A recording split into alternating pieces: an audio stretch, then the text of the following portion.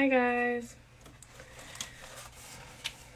Hope everyone is having a good hump day. It's Wednesday. Hello.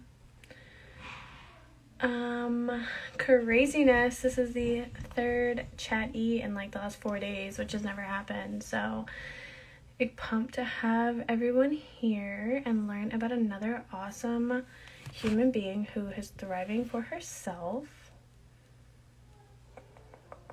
Hi hi Nat, hi everyone. Glad you are here. Alright Val, so the account that you're on now, just comment below. This is the one you want me to link up with. Just making sure. Yoga, travel, eat. That's the one I want. Perfect. Okay. Do. Oh, here it is. Perfect. Okay. Here we go.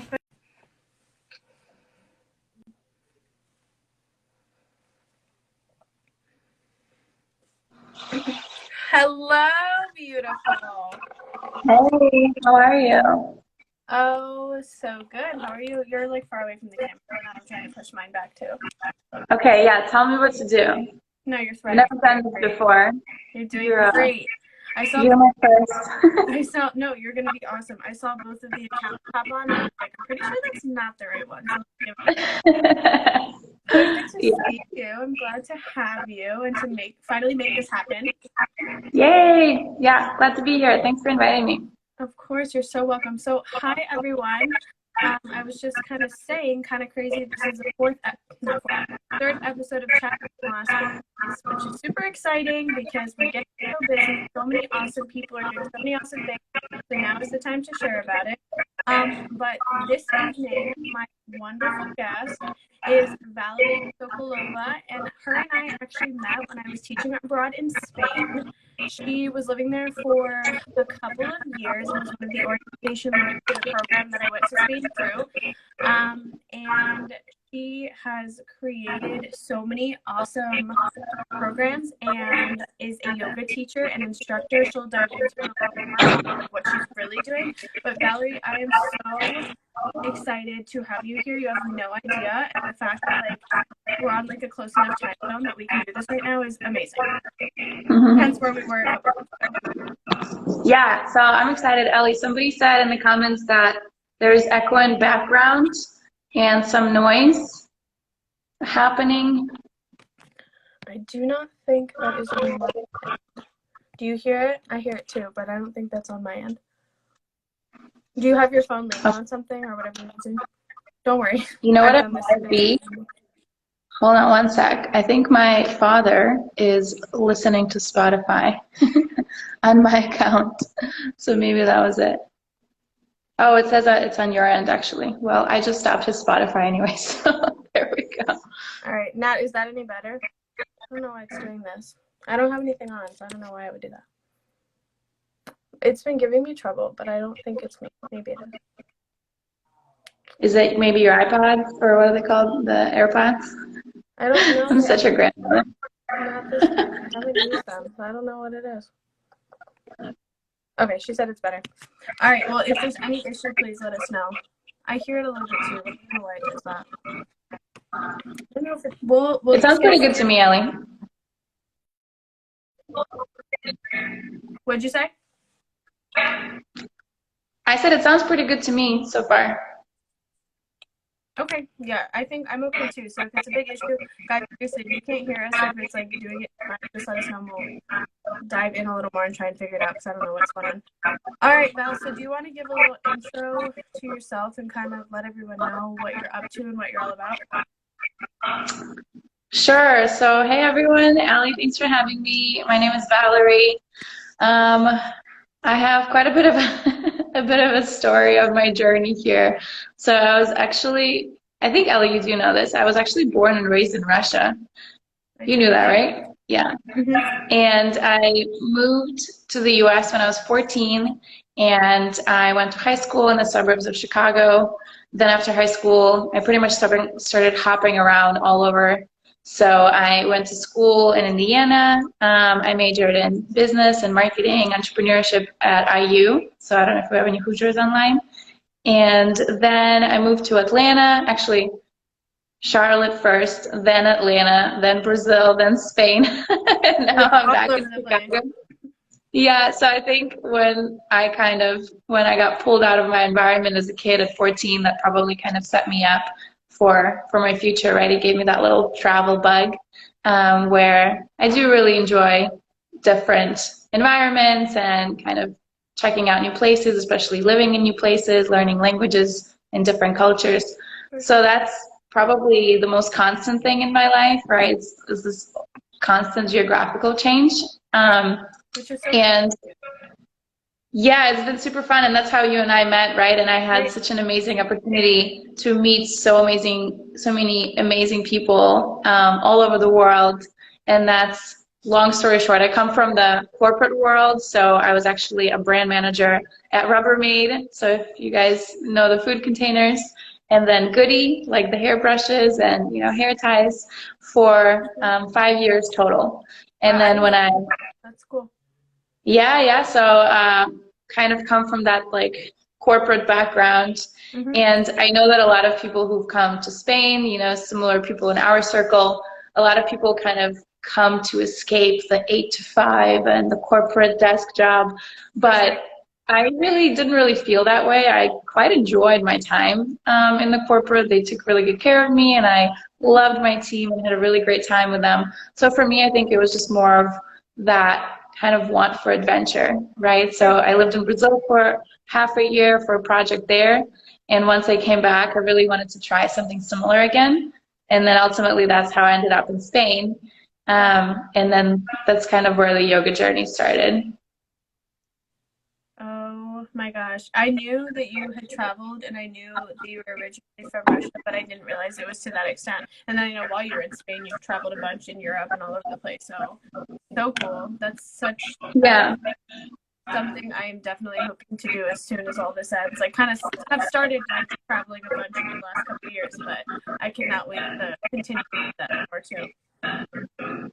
Yeah, definitely. I mean, the good thing right now is you can travel a little bit domestically, but of course, better to be safe and responsible, right? So it's not to the extent that we normally would be able to, especially in Spain, where you're in the middle of Europe, and I could go see my family in Russia that was so much closer there than it would have been coming from the US. It's a whole ordeal. You have to plan it. You have to request weeks off and book like a $1,500 flight. Versus from Spain or anywhere else in Europe, it's so much closer and so much easier to get to. Yeah, definitely. Now is not the time to be doing that, but eventually we will get there and make it happen again for sure. Yeah, definitely. So you said that when you went to Spain, that's kind of like where your yoga journey began. Do you want to kind of explain more about that and just kind of share your background with that, and maybe a little bit about where you are at now? Yeah, it's really quite funny actually, because I think a lot of people that know me now kind of assume that I've been this like super hippie yogi for my whole life. For sure, yeah. But I've actually only got into yoga kind of consistently probably about 3 years ago, maybe like 3.5 or so. And again, it was thanks to my corporate lifestyle, because at the office we had a little yoga studio or a gym downstairs at the office. So there was a woman that would teach yoga classes, and it was kind of a little employee perk that we had. So I would go down there and take a yoga class. That was kind of my first dabble in yoga. I didn't really know what it meant. I just thought it was like gymnastics or stretching, and I knew that I was tired after work, after sitting at a desk all day. So I'd go there and inevitably fall asleep at the end in Shavasana. So the teacher would come up and be like, hey, everyone left already. You should probably go. That's so funny. But I enjoyed it, and I noticed the difference in me, right? Like once I started taking her classes, she was a wonderful teacher. I noticed the difference kind of physically, where I was like a little bit more nimble. And I noticed a huge difference mentally, where I wasn't so tired, and I virtually didn't, it sounds weird, but like I almost didn't have any stress when I got into yoga, when I was taking classes, or it was like drastically minimized. So I could feel the benefits. I didn't really know how it worked or why. I could just feel it. And so I was kind of on and off going to her classes. And then I started practicing. I went to Core Power Yoga. This is back in Atlanta when I was living there. And I really got into it. And they kind of, they're one of the kind of top premium, I would say, yoga studios in the US. So their packages are pretty pricey. But they had this promo or a discount, I guess. And actually, a lot of yoga studios have this. So, I'd recommend if people are looking for a way to maybe get their price down a little bit from a yoga studio, often you can work there either doing some administrative tasks or, helping clean up after the studio or doing like little things around the studio, and they can give you a pretty hefty discount. So I joined their studio experience team, which basically meant that we're just glorified janitors, and we would help clean up after the class. But I think the membership went down from like $120 to like $40. So it was significant, and that was kind of the gateway to my yoga journey, when then they offered me or kind of encouraged me to take yoga teacher training. Right. And I thought, okay, yeah, maybe let's try it. I feel like I'm enjoying this physically so far.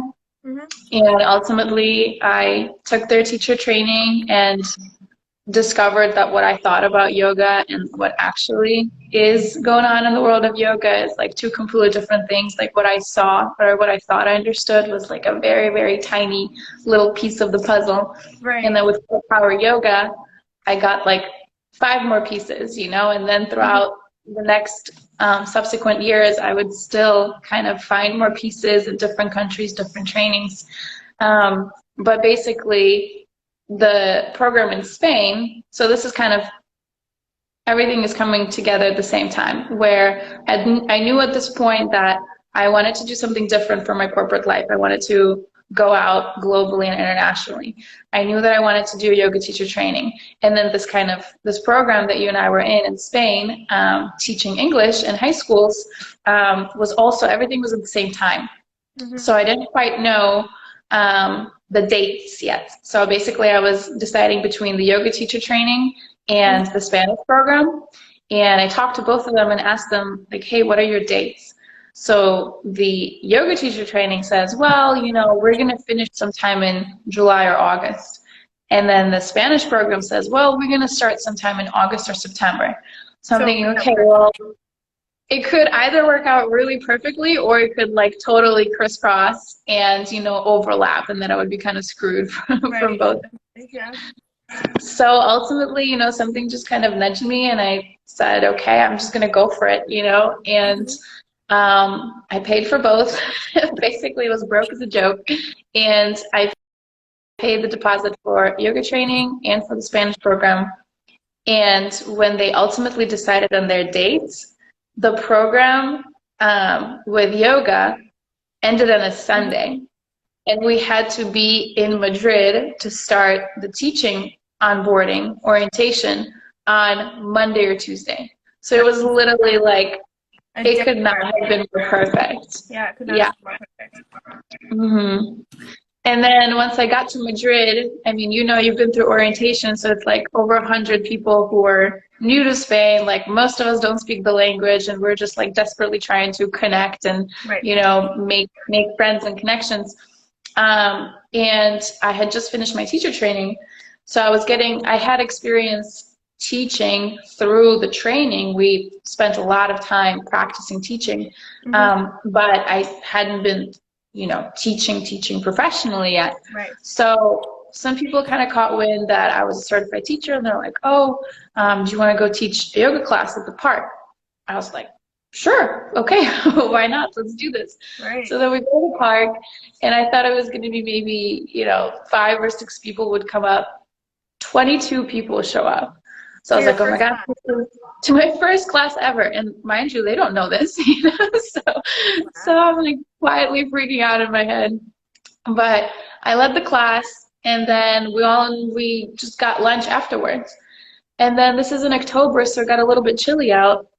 And I asked my roommate, Nate, if he would mind if I could teach a yoga class in our apartment. And he says, yeah, sure, why not? And he's an incredible chef, like amazing cook.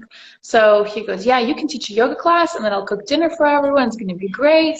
And I was like, oh, okay, all right then, you know, win-win for everybody. That's amazing. And that's kind of how it started. And so we started doing these events where I would teach a yoga class and I could fit 8 people in my apartment.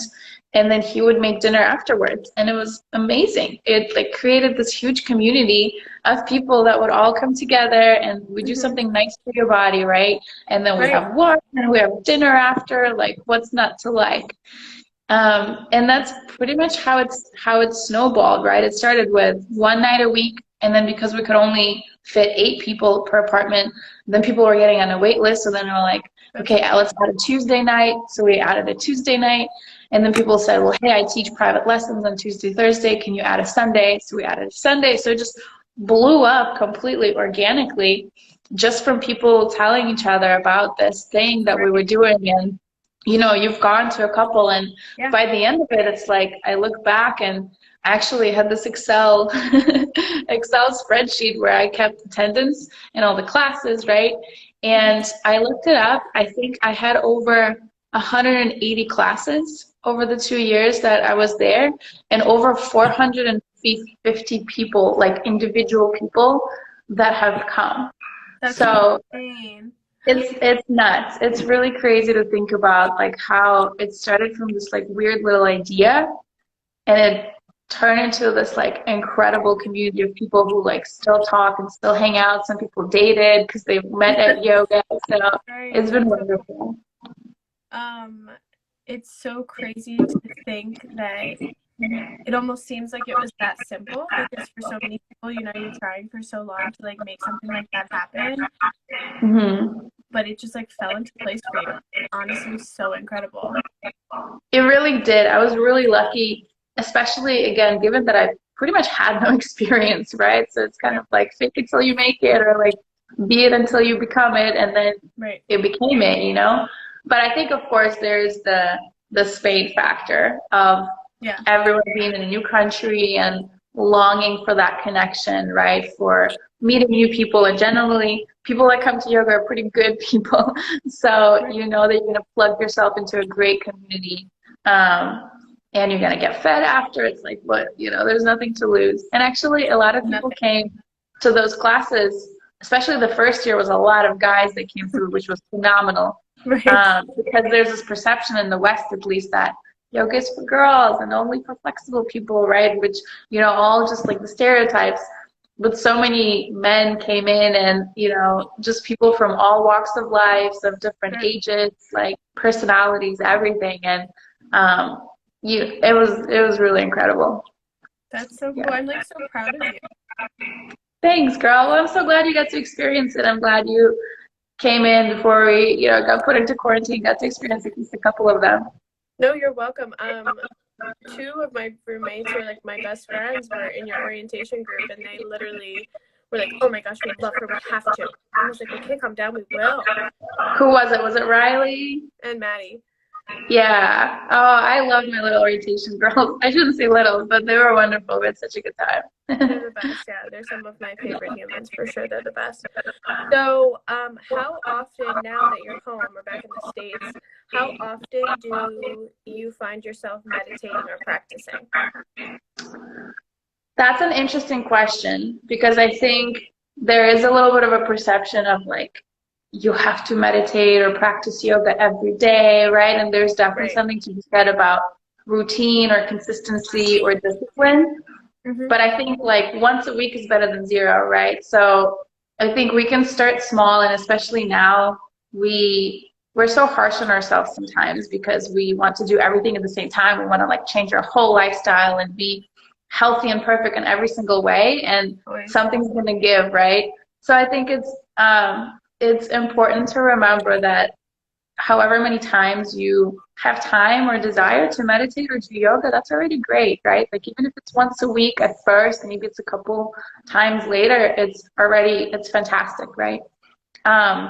So for me personally, I would say I practice yoga probably, usually 3 times a week. Some weeks I'm like really more into it, some other weeks not. I started going to, I really do enjoy the face-to-face classes. Of course, I miss a lot, but I do online as well in the meantime. So I found a really nice yoga studio where I live now in the suburbs of Chicago, where there I go, I would say 5 days a week. But then sometimes if I'm traveling, I might only do it like twice a week or something like that.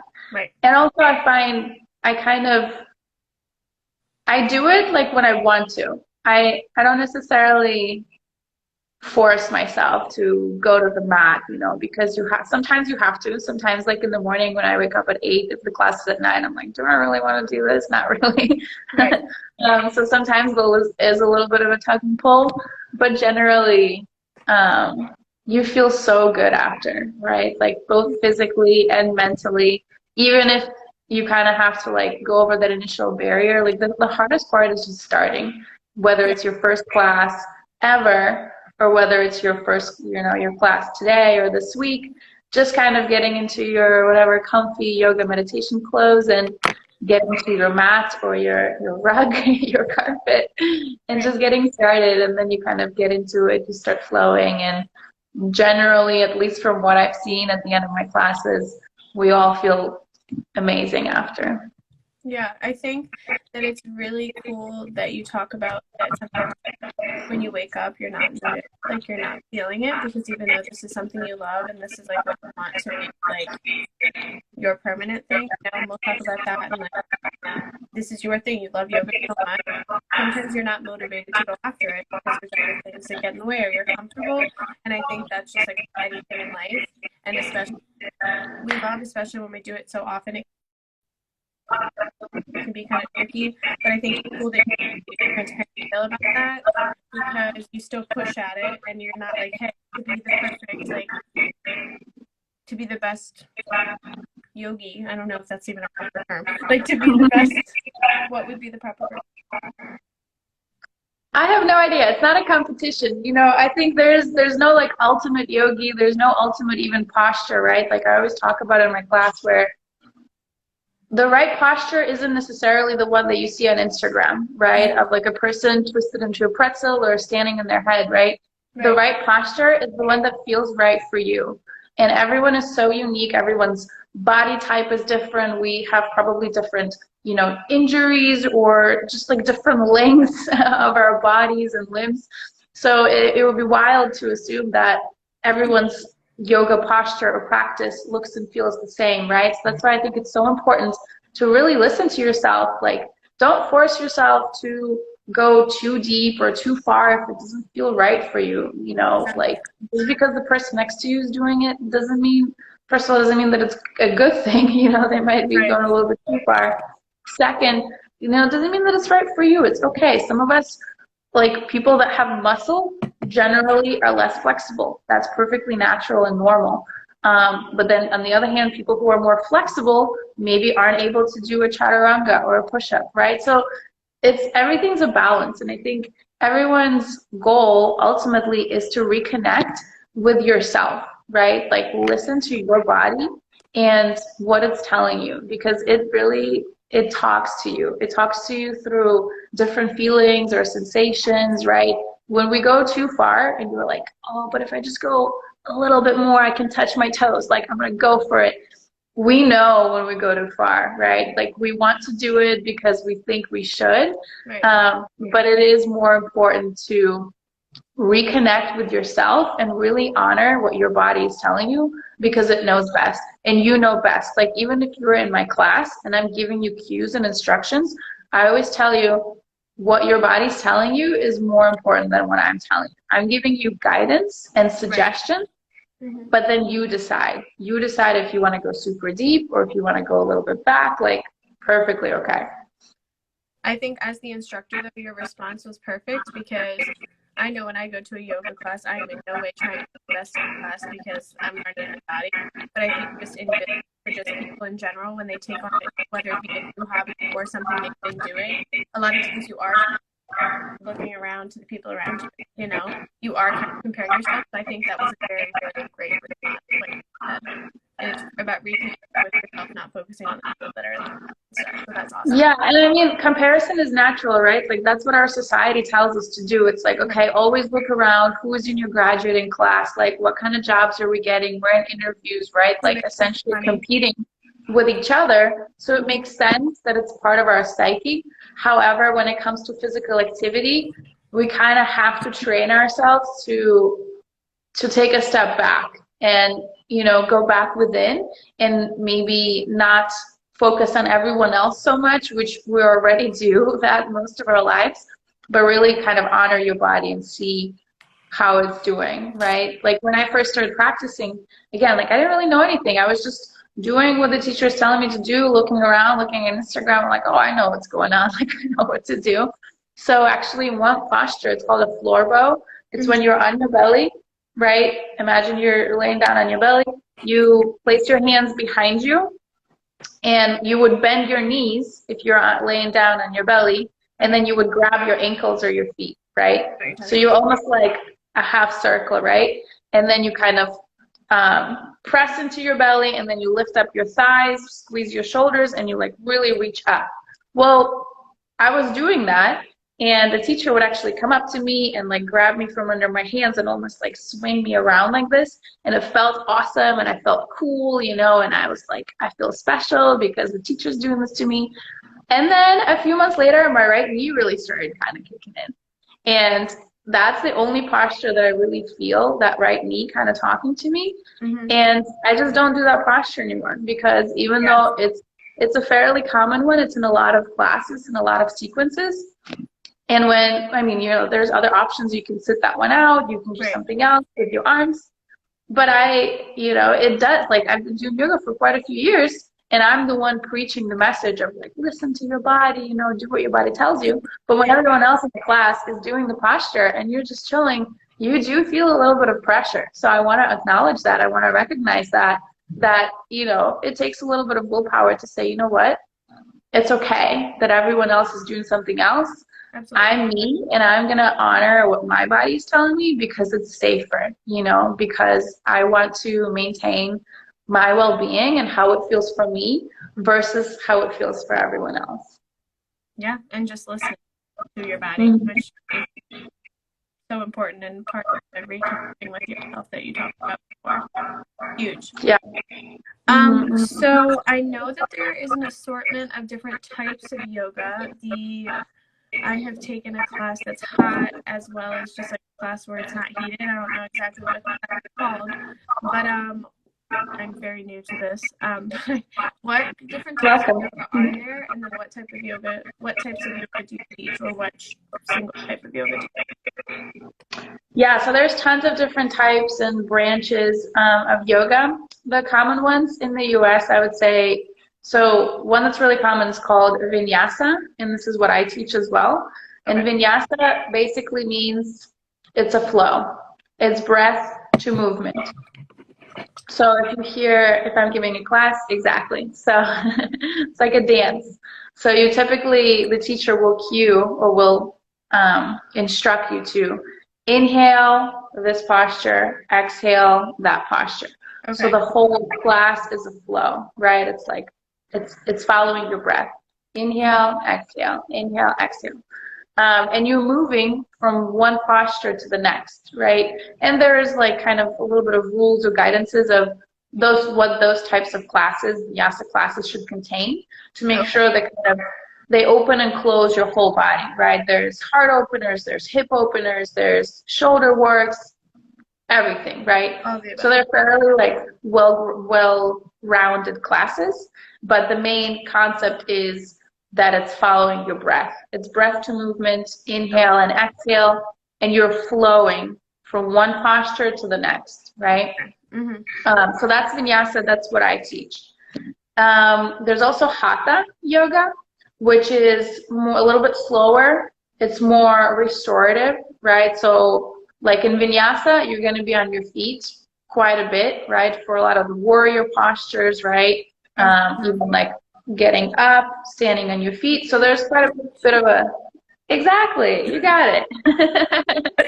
They just moving so fast, like chaturanga, da da da, and I'm like, hey, I'm trying to learn. I can't move this fast.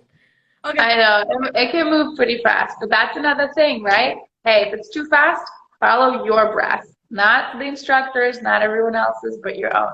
Mm-hmm. Um, so hatha, like I said, is a little bit more restorative. A lot of the postures are seated or laying down, and a lot of it allows gravity to do most of the work versus Okay. you, right? In vinyasa, it's a workout. It can be. There you can, of course, up or down the intensity, but vinyasa can be quite a workout. Hatha is a little bit more relaxing, and let's say maybe you're laying down on your back with your feet together and your knees open, right? Slowly over time, you might be in that posture for like 3 or 5 minutes. So instead of you opening up your legs with your elbows or your hands, right, which you might do in vinyasa, in hatha, you kind of just let gravity do the work. Okay. Then there's Bikram, of course, has been quite popularized in the West until the recent sex scandals and controversies. Have you heard about that? I don't think I have. There's an interesting documentary on Netflix. Basically, this guy from India, he kind of patented a specific sequence, and it's heated, it's hot yoga. Okay. And it's a specific sequence, which now it came out to be that it may not even be his sequence, but it's pretty extreme. It's very intense. It's a very, very hot and humid room, and it's a specific sequence over and over and over again. Okay. Which I will just say, that sequence is a good sequence. The guy who may or may not have invented it sounds like not a very good person. A lot of bad stuff going on over there. So I think they're probably rebranding, I'm guessing. And then similar to Bikram, there's Ashtanga Yoga, which again is the same sequence over and over and over again. So basically, Vinyasa, there's variety, right? Like if you've taken my classes, each class is a little bit different. In Ashtanga, similar to Bikram, is the same class, same sequence. You can kind of upgrade eventually to the next level, but the idea is that, and actually I tried Ashtanga, I teach Ashtanga as well. At first I was like, well, this is going to be boring as hell, the same class over and over again. But then after a few days of practicing it, you realize, okay, my body is actually getting to know and learning the sequence. So my body is getting to the point where it knows what to do. So I can shut off my brain, right, finally, and I'm just flowing because I know where to go. I don't have to think about it. And that's really cool. Yeah, you kind of get into that state of, I know what I'm doing. I'm just not thinking. I'm just here. I'm just present. So those are kind of the big ones. Vinyasa is really popular. That's, breath to movement, my little dance flow. Ashtanga and Bikram are specific sequences. Hatha is restorative. You can call them like yin and yang yoga, which basically means faster or restorative. Mm-hmm. And then within all of those, or at least within vinyasa, it can be heated or non-heated. I like the heated ones, actually. Heated helps because it obviously warms up your body, so it's easier for your muscles to open up, to start moving. Sometimes, or a lot of times, yoga studios will add humidity. So again, some people like it because you come into the room and you're already sweating. So that's great for weight loss, right? Yeah. Some people, it might be a little bit harder to breathe because of humidity. So, it's just a personal preference. Yeah, I took a class in college at a studio, like I went to Charleston University. It was like a town area, and they had a studio. And one time though, it was so hot. So I get so sweaty. I'm not very flexible in learning. And then one time I ate something, not like a super healthy something before, and it was so hot I had to leave because I almost threw up because it was so hot, and it was just not. Yeah, not recommended. Yeah, so definitely think about that one, but I think it's really good. And also, I'm just telling you that it is very clear through your explanations about everything that you're very educated on what you're talking about, and that you're very passionate about it, which is great as you build your own business and do the things that you're doing, because when people see that there's passion behind this for you, Yeah. they trust you and they want to do it. So Thanks. I appreciate it. I got similar feedback. I just ran a workshop in September with 2 groups, and I kind of got similar feedback where I know when I start talking about yoga and meditation, I'm like, it's just almost overwhelming, you know, because I do find so much value in it, because it honestly, yoga is not even about the postures, right? Like the postures only came into the practice like a couple hundred years ago. So all the way up until then, the only mentioning of the posture in the yoga philosophy, which is over 3,000 years old, was when it was referring to the seated posture. So, which I think it's an important reminder as well that it's not about the postures. The physical practice is a tool for us to kind of reconnect with our body, with our mind. It's a tool for us to get into that discipline and consistency, to then ultimately create that unity, create that harmony, right? for sure, yeah. But the physical practice itself is not the yoga, which is like a crazy concept sometimes. Yeah. It's almost like the analogy that I make is, okay, you use a piano or you play the piano or the guitar to create music, right?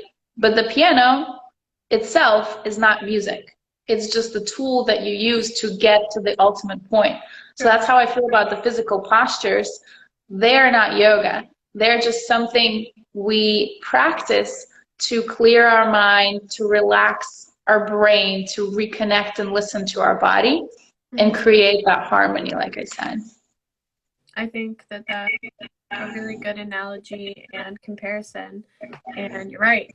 But I think that most people do focus on the postures and everything. I think I probably would be. So I just also, I'm going to text you in the morning about it, but I just wrote down on my desk that I'm waking up at 6:30 to meditate and do my devotional. It's already written down, so now I'm going to do an easy class and then do my devotional before I get ready for work. So I'll let you know how that goes, but I'm going to do it in the morning. I love it. It's good to get my brain ready for the day. Well, you know, I have a couple of short ones on my Welcome Yoga Wellness Instagram. I do have a couple meditations and I think a morning flow on there that you can do that's literally like 5 or 8 minutes. So it's great for right before work. Yeah. Oh, perfect. Okay, so do you want to kind of share with everybody about your certs that you have and like the certifications that you've received and where you've gotten them to kind of like get you to like the knowledge level and the place that you're at right now? Yeah, for sure. So I think my situation is a little bit unique in a good way, because I actually have 2 certifications, one from the US and one from India, which to me is like the best of both worlds, because in the US it was from Core Power Yoga, and this is at the time when I knew nothing about yoga philosophy, like I wasn't really spiritual or religious at all, so all I wanted to learn was about physical practice. Right. And that's something that Core Power does really, really well. You know, they really focused on the kind of the anatomical, the practical aspect of yoga. So they really drilled us on what is the correct alignment? What is the safest way you can place your body? How do you teach class? Like, how do you give cues? How do you communicate what you want a person to do with their body? Right. In the most concise and clear way. So that was incredibly helpful. But they didn't really, I mean, they touched a little bit on the philosophy, the history of yoga, but very, very limited. And to be honest, I think that was probably perfect for me at the time, because I wasn't really ready for it. But then the more I traveled, the more I spoke with people, the more I realized that, hey, I think I want more. I want more, like, not necessarily even spirituality. I just want to go deeper, right? I want to understand what's behind this. Like, the postures are great. I understand them. But why do we do them? Like, why are these postures important? What does it mean to meditate? I didn't even understand what it was like to meditate until I think 1.5 years ago is when it was like, oh, this is what we do. So I wanted more depth. And that's when my friend Melissa, my roommate, she wanted to go to this training. Another roommate found a training in India, and she wanted to check it out. Maybe was a little bit nervous to go on her own. So I was like, okay, I'll go with you. Let's go. Let's see what it's like. And that's very unlike me, because normally I plan everything to the T. You know, I'll do my research. I'll like read the reviews and ratings. And something with this one, I don't know, maybe it just caught me at a busy moment. Maybe, I don't know, the universe gave me a sign. I was like, all right, let's try it. Okay, let's go. Yeah, So awesome. we booked the training. We booked our flights and tickets and everything. It was wild. And I'm so glad that we did, because that training in India was a perfect complement to my training in the US. So where in the US, I learned all the practical, like physical stuff.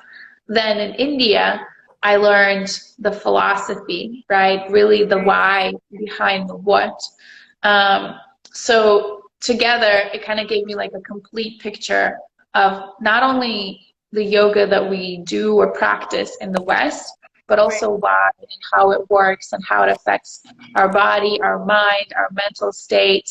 And that's kind of important for you to understand as a teacher. 100%, you know, because people don't just come to yoga for the physical practice, right? That might be how you start, but you do have a certain expectation of feeling relaxed, releasing some stress, right? So it is important to understand all facets of it. And so to answer your question, like, where does the knowledge come from? A lot of it came from these two trainings combined. Right. And then a lot of it came from my own research, because once I started, so the first kind of yoga, you know, spiritual book that I read is called The Inner Traditions of Yoga by Michael Stone, I believe. Okay. That was the first time. Yeah, I mean, start with a different one. Yeah, it's not your thing.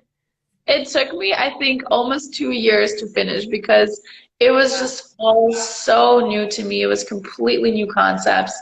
I would read a paragraph and then be like, okay, what did I just read? I feel like it's a foreign language to me.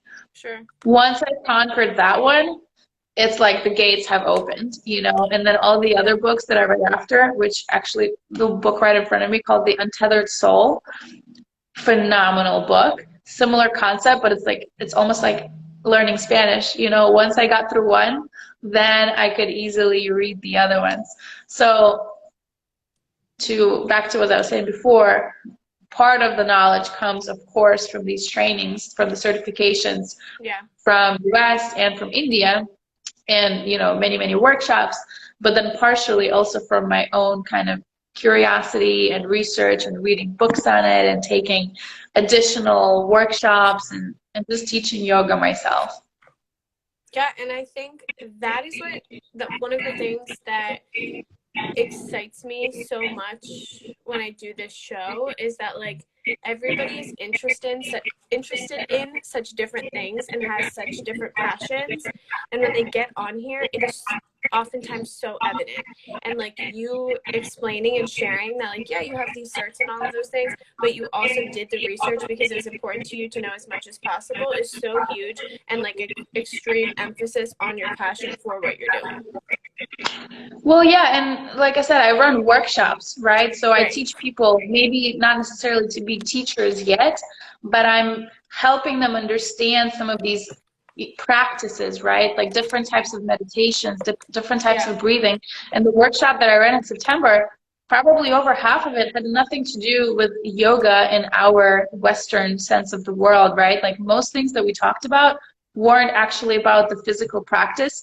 They were about how to lead a good life and like how to pivot, reorient our relationships with the world around us, with ourselves. You know, how can we be kinder to ourselves and everyone around us, like verbally, emotionally, physically, right? So a lot of the things that we talked about technically had nothing to do with the physical practice of yoga, right? So it's so much deeper than just the physical practice. Exactly. And when you're talking about concepts like that, a lot of them are quite complex, right? Like in terms of meditation, for example, like when you meditate, you're supposed to watch your thoughts, right? Observe your thoughts as they're floating by, right? It's really easy for me to say that, but how do you practice that?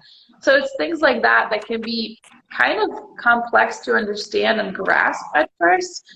I want to make sure that I know what I'm talking about, and I want to make sure that I have simple, easy to visualize or understand examples, right, that I can share with people so they can kind of start understanding these concepts a little bit easier.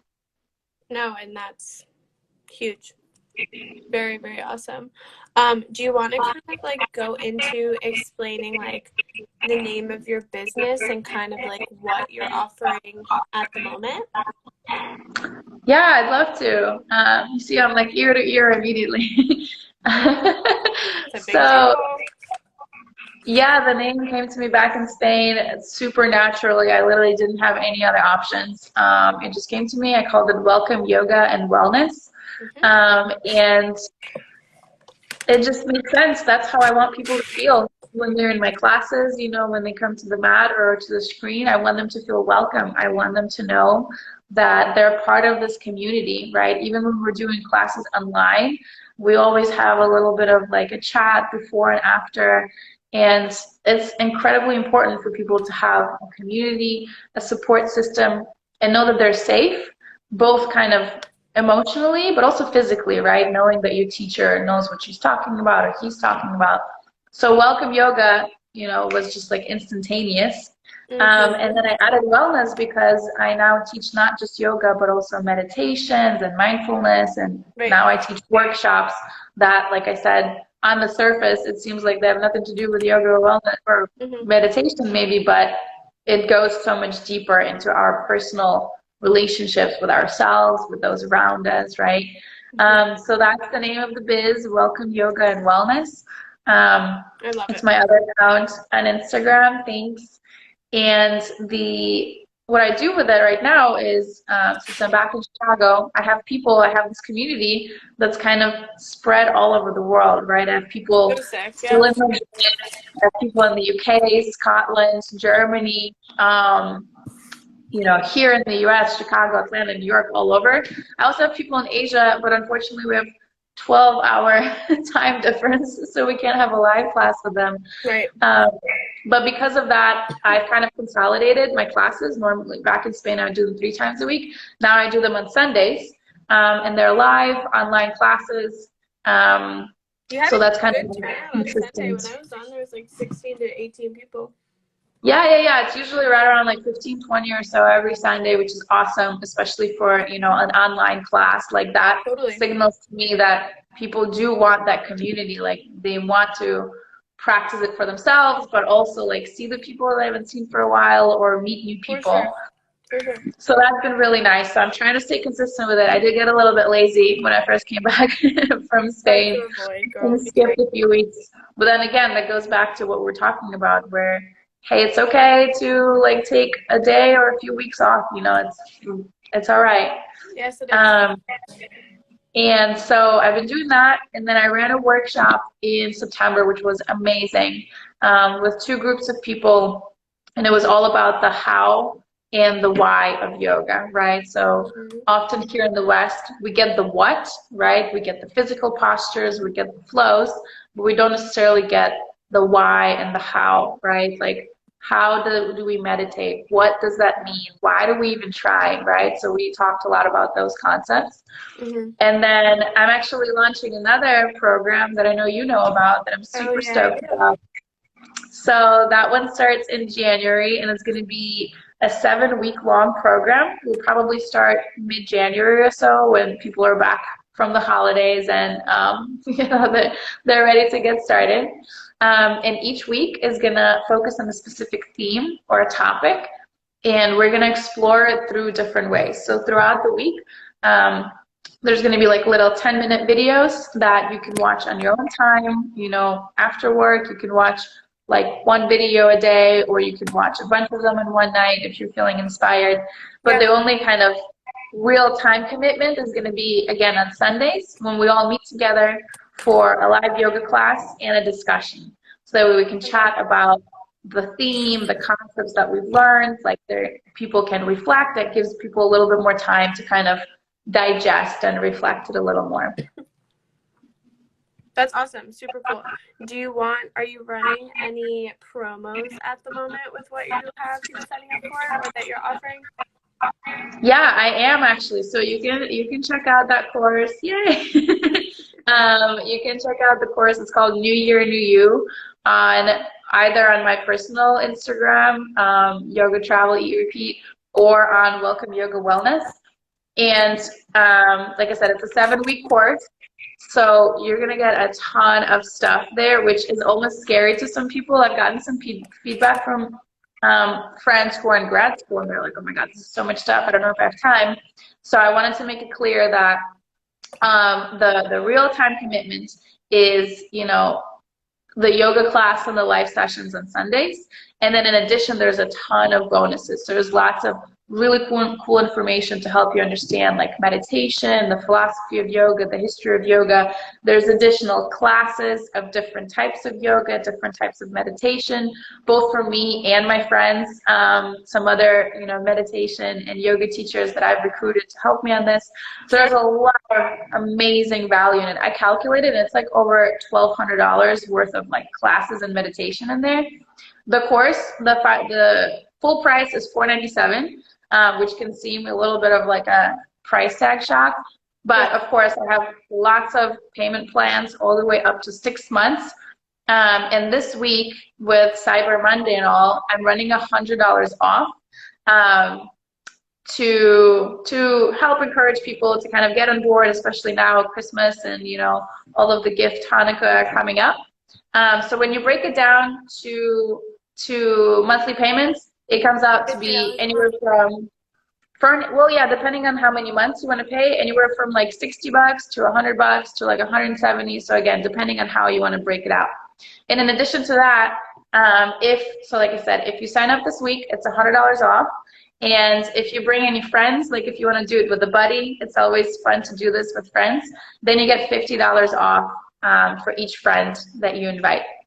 So there's lots of promotions, lots of discounts. Because honestly, Ellie, it's not really about the money for me. I genuinely want people to participate. The reason I priced it the way I priced it is because there's so much value in it, and it's not only my work, it's other people's work as well.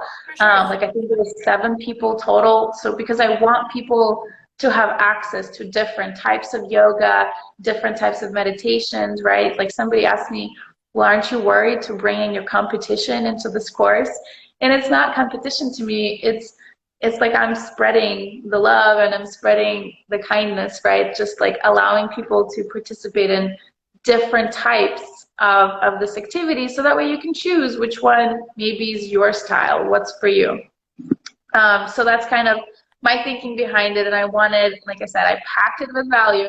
Maybe went a little bit overboard, it sounds like. Amazing. But I definitely wanted to make it affordable, and that's why I'm offering all of these discounts and promotions and payment plans, because I want people to take it. Like, I think there's so much value, physical, emotional, mental, especially in 2021, right? As we're all going to be ready to forget 2020 and start off fresh.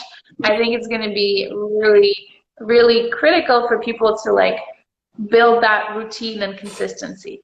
And sometimes, a lot of times, the hardest part is just getting started. It's getting into that consistent flow, consistent activity. So if I'm offering you something where it's kind of like Ashtanga, like I was talking about before, it's something that you don't have to think about it. Like, it's on your schedule, it's on your calendar, you know you're going to do it, right? So it's just helping you get into it more consistently in a way that's natural, with other great people, in a way that's like accessible to everyone. I think that it's such a good idea. Honestly, I'm not a huge yoga person. Not even that I'm not a huge yoga person. That's not correct. I just don't think I've like practiced it enough or know enough about it. But I mean, I have the money that I could pay that up front, but like, because I pay for other stuff, would I? But I think that payment plan is brilliant, because it's much more like, for me, now I'm like considering doing it, because I can pay you monthly and like break it up. Exactly. I would love to have you. Yeah, especially when you said you're just starting out, right? And I think I Yes. mentioned this to you before.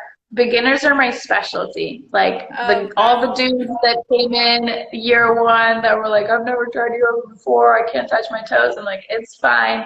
So beginners are great. Like I know how to work that in a way that's accessible and fun, right? So Right. it's not like so rigid. You don't have to compare yourself to anyone else. And so, like I said, that's why the payment plans are awesome. In So fact, smart. even though the training itself is only 2 months, I'm allowing people to break up payments up to 6 months I know even, you that's know, really great. even though like it's a little bit of a risk for me, right? Because it's like, okay, well, hopefully you'll keep your payments after you've done the course. But again, I believe in the yoga community. I believe in these people, and I genuinely believe there's so much value, like in all the different aspects, emotionally, mentally. Like it's just a time you're investing in yourself because every time you come out of the mat, you just feel released and relieved and relaxed. You know, it's such an amazing feeling. Um, and one thing you just reminded me of as well is another friend of mine who's taking the course. She told me today that her family is gifting her the course as her Christmas present. So there's That's so another nice. option potentially. Yeah, I mean, that's so nice. And like I think, and you've said this too, just kind of like finding the right instructor or someone that makes you feel comfortable. Because I feel like jumping into anything new is scary, but like, and yogas can be kind of intimidating in a class where you For go sure. in where like some of these people have been doing it for so long and like might be not as flexible, like you are comparing and like looking at people from different levels. So I think finding the right teacher and someone that encourages you is great. Yeah, and I've heard it all. You know, I hear it all the time. Literally, generally, the first thing people tell me when they're about to take my class, they're like, "Oh, I'm sorry, I'm just not flexible," you know? And it hurts my heart because everyone thinks that they have to be flexible. They think they have to be strong. You know, they think they have to like check off all these boxes, but none of those are requirements. The only requirement is that you start and you have an open mind and then you Yeah, give it a shot, right? And then hopefully you have an instructor that makes you feel comfortable and then you enjoy it, and then it's just a process, right? It's a practice just like anything else. Like if I'm going to go start playing volleyball tomorrow, I'm going to be really awful at it, right? Because I've never played it before. But hey, with time, with practice, you get better and you actually, you know, start quite enjoying it, and you feel the benefits. So it's the same right. with yoga, with mindfulness, meditation. The hardest thing and the most important thing is just Starting. getting started. Totally. And it's really about to be a new year, guys. Like 2021's been tough. A lot of good things to come out of it, but it's been something that we've never experienced. And once this is over, we'll never experience again, right? But like what is the title of your program? It's New Year, New You. I think we're all ready to have a clean slate, right? And Yeah. start off fresh. And I think all the New Year's resolutions are going to roll in, right? And like a lot of them, 90% of them are probably going to kind of fall off of our list by the end of January. And that's why I made it 7 weeks long. So that's why it's through the end of February That's because, smart. you Oh, know, okay, there's because February's studies. shorter. Exactly. There's studies. Well, also because I don't want to require people to like start getting into yoga like the day after New Year's Eve. That's a little rough. Oh, because you're starting like But a week later. Okay, okay. but you know, there's studies that say it takes what is it like 21 Days days to create a to make a habit. habit. Exactly. So if you do this for 7 weeks, you've created, you know, a consistency in your life, and you will feel a difference in your mindset. Like Love that. we will work on things that are all about kind of shifting your mindset slightly, shifting your perspective, seeing things through a different lens, which can absolutely change your life. You know, depending on how you look at the world and what happens to you and all around you, you can have a very different mindset and a very different life. I think that's great. The habit thing, I feel like getting past the first couple days is like the biggest part, you know, like once you're on like day 8, you might be pretty consistent for a while, but I mean, even getting to 21 can be really difficult. I know I struggle with that sometimes. So having someone holding you accountable and having like a little team for it is a really good idea. But even in this case, like we're not going to be doing yoga every single day. You know, Right. that would be that would be a little intense, honestly, even for me probably. But each week we'll do at least one class, you know, maybe more if you have time, right? Like I said, the other ones are bonuses. They're there, but you choose, right? That's where that accountability and kind of your own schedule comes in. Yeah. So I try to make it really inviting, but also very flexible, where you have the accountability of a live class with a big group. But then you kind of decide what bonus classes do you want to take. There's going to be tons of meditations, which I think is a little bit easier to do, like more consistently, right? Because it's a lot shorter generally than a full yoga class. So there's a lot of value, but I want people to, you know, choose how much time do you want to spend on this? Do you want to be taking, you know, meditating every single day, or do you want to just do a couple and then do a yoga class on Sunday? Like, that's perfectly okay. Yeah, and especially because people get busy and stuff, like life, we got a lot going on, so giving them that option is good. But also knowing that you've thought through everything to kind of like provide extra for when people have time is awesome.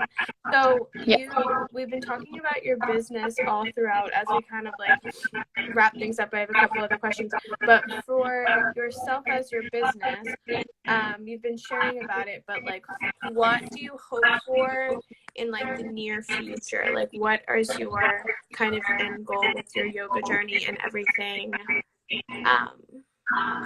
Yeah. Well, I think my dream would be pretty realistic dream, I would say, would be to open a yoga studio, open my own space. Because something that I realized when I was in Spain is how much I thrive and enjoy that physical community, right? That face-to-face, in-person interaction, both in class and before and after the class part. So I think if I keep going, if I move forward, then I want to have a physical space, not even for me, but for the people that come to my classes or, you know, other people's classes, because I think it is important. Like, I want people to have that safe space where they can come to and know that they can just sit here and hang out between classes and maybe grab a juice or study for their test or, I don't know, work on something, right? I want to create that safe haven for people, that safe space where they feel welcome, they feel like they're supported, you're part of this community. You know, I want you here no matter what's going on outside. You're always welcome here. You belong here. You can come. And this is home, you know, this is your space. I did kind of toy with the idea of potentially doing online workshops or physical retreats, and those ideas do excite me, and I think they could be part of my plan. What's that? Sorry, I was kind of lagging for a second. I said too, you can also like get to all of those with like creating a studio. Like, they all kind of coincide and can come together at some point, I feel like. Exactly. Not to say like none of them are mutually exclusive, right? So, but a couple of people did kind of suggest or ask me, well, why don't you do, you know, maybe just like online programs, and then you can do them multiple times a year, or you can do retreats, right? Like I love planning and organizing. I could see that as well. But there is something about a physical space that kind of draws me in that I really miss. So I'm still feeling it out. You know, that could be my end goal, would be to have a physical yoga studio. You know, luckily I have the yoga, the branding, like I know exactly what it would look like. I can see it in my mind. So it would just be a matter of like committing to it and actually doing it. And then ultimately, I do really enjoy these workshops that I'm running. So especially kind of the teaching, the sharing the message part, like the discussion part. So if I do have the yoga studio, then I'd love to have teacher trainings as well, workshops, retreats, like it would all be part of the big package. So exciting. I am thrilled. I'm always trying to think of like a new descriptive word, but to have a new adjective. But I am like very excited for all of this to happen. Like, it is so clear how big your dreams are, you know, and like you said, it's totally feasible. Like, it's totally things that you can do and make happen. So I'm very pumped and ready for this to all happen for you, and I'm coming on a retreat so you can teach me how to participate in yoga. Okay, so do you have, as we kind of like conclude, do you have any tips for people, whether it be yoga related or just really about following your dreams and going after what you want, even if it might be a little intimidating? Yeah, so I guess we'll start with yoga. My biggest tip is just to get started, you know, and try a couple different ones, especially if you've never done yoga before. It definitely can be a bit intimidating. Different yoga studios offer different styles, you know, each teacher is unique. So you might try one and be like, okay, that was not kind of what I thought it was going to be. Just try another one. It's okay. You know, Right. you don't just go to one restaurant all the time, right? You go to a couple and maybe slowly you find the ones that you enjoy. So like I said, my tip, my advice would be just get started, maybe even get started online. You know, that's really kind of, there's no risk involved. You can just watch it. You can stop if you want to. And listen to your body. That has been a common thread throughout this whole call, right? So while listening to your teacher is very important, and while we all kind of look around and see what other people look like, your body knows best, right? So kind of follow that lead. For sure. Great. And then in terms of following your dreams, wow, that's a big one. Well, I guess I was thinking about this yesterday actually and talking to my family about it, but I think in life we always have a choice. It may not feel that way a lot of times because we're so wrapped in our environment and the people around us and everything that's going on, whether it's your job, your partner, your family, anything, right? But really deep down, we always have a choice. So whatever situation we're in, and sometimes it can be really difficult, right? If maybe like we need to take care of somebody or something, right? But it comes a point, I think, when you can decide, what do I want to do? How do I want to move forward? Do I want to keep being in this situation? Or is there something more? Is there something better for me where I would feel mentally better and healthier? And I think that's where mental health, you have to make the choice that's in favor of your mental health.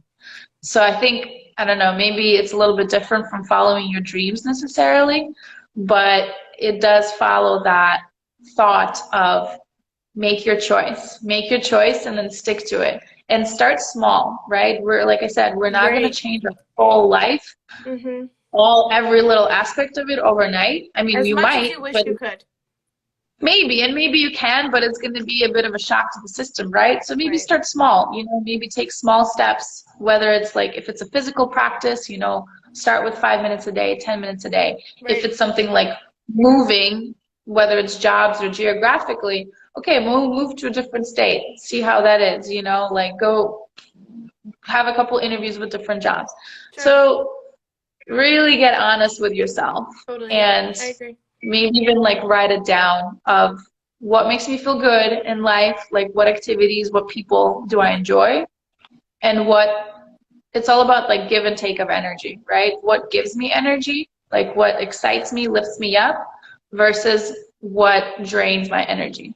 And you know, it's always going to be a bit of a mix of the two, but if you're seeing a pattern of something big is continuously draining your energy, you might want to change that.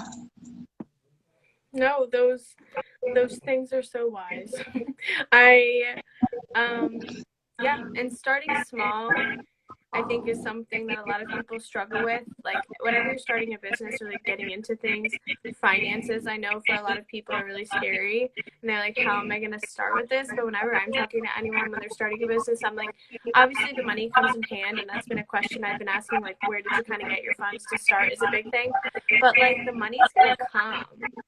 Invest in yourself, invest in your dream, and watch yourself soar. Yeah, and there's so many things you can do, right? Like in Spain, we were all getting paid $1,000 a month, right?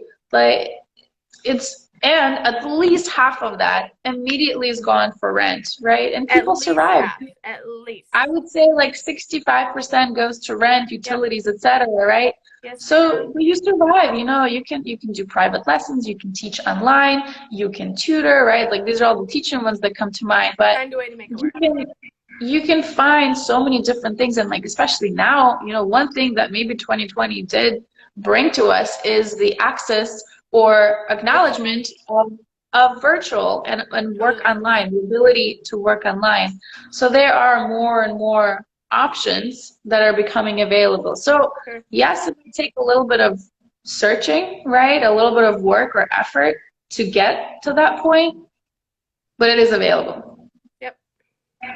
You're right. Just like you said, even if it's new year with this program in 2021, then it is still, though, 2020 still taught us a lot, and opportunity is endless, even if it doesn't always seem like that. So Val, where can everybody go to find you on social media or on a website? I will tag everything under our chat, but just so they kind of know also.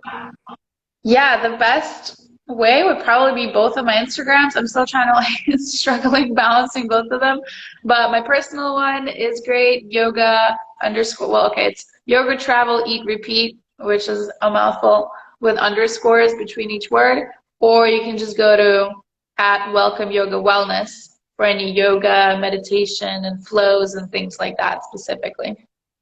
Awesome. Well, thank you so much for doing this evening. There was so much valuable information, knowledge, and just like your personality that shone through our chat. So you are wonderful. Like I said, you are going to do so great, and I would love to talk to you more about your program because I am interested. Amazing. That makes me so happy to hear. Thanks so much for having me. This was really fun. You did I really great. enjoyed our chats always. You did great. Amazing. All right. Have a great night, and I'll talk to you soon. Good night. Bye. Bye.